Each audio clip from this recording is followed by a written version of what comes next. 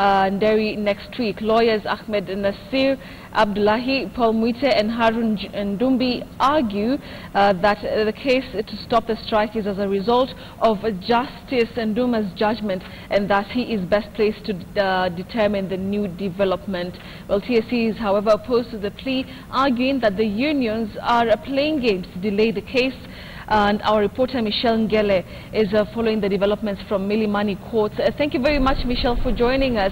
Maybe you can just give us an update of what took place this afternoon and what this means to the case that the TSC had put before the court. Thank you, Betty. Well, this was a hearing determined to determine the legality of the current teachers' strike in the country on the basis of non-payment or delayed payment of their salary increment. Now, as soon as the case began at 10 a.m.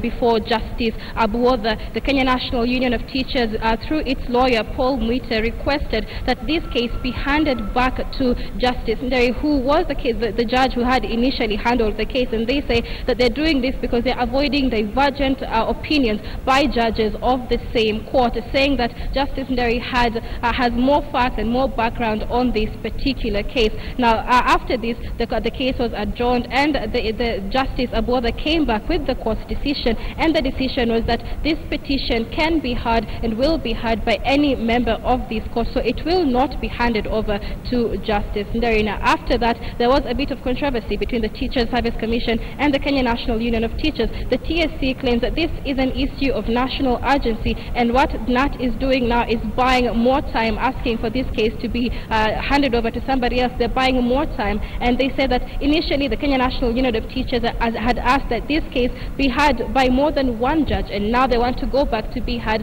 by only one judge. So this case will not be handed over. It will still be heard by Justice Abuoda. Now, the case has been moved to Tuesday next week, the 16th, where this hearing will be officially heard. Now, members of the Teachers Service Commission wanted the court to step in today and intervene and call this strike illegal today. Now, if the court had called this strike illegal, this would mean that the teachers would have to go back to school by Monday, whether they have been paid or not. Now, this is what will be determined on Tuesday, the 16th. Now, if the court rules in favor of the teachers will continue with their strike. But remember, there was a strike notice issued by the Central Organization of Trade Unions yesterday that should the government fail to pay teachers within 7 days, then there will be a mass boycott of NAT across the country. Betty.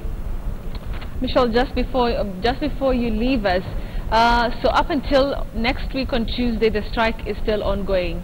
Is that correct? Absolutely, Betty. The strike was declared by this court as unprotected by law, but that does not mean that the strike is illegal. When we talk about a protected strike, it means that the employee is supposed to have given a 7-day notice to the employer, after which the employee would be entitled to pay during the days of the go-slow. But this particular strike is being termed as unprotected because no strike notice was given to the Teachers Service Commission, as they claim. And so because of that, the employer also has the power to take disciplinary action against the employee, and this is why we've been seeing the Teachers Service Commission issue threats that they will sack teachers who do not go back to work. And yesterday they did give 5,000 show cause letters to head teachers in schools across the country, asking them to show cause why they should not be fired. So yes, the strike is still on until Tuesday. Just one more question, Michelle. The TSC had began reprimanding, teachers because of the strike, because of absconding duty. Do we know if this particular case will actually protect the teachers who have already been reprimanded?